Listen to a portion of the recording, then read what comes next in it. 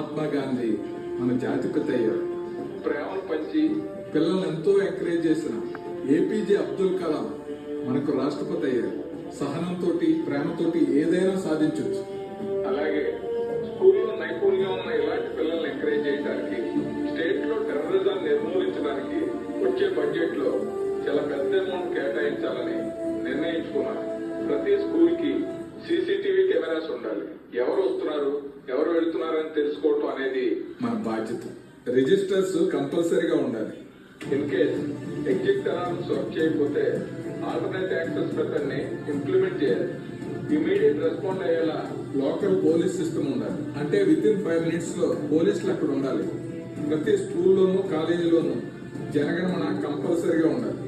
Teachers కూడా only bookish నాలెడ్జే కాకుండా పిల్లలకి లేటెస్ట్ టెక్నాలజీ మీద అవగాహన కల్పించాలి.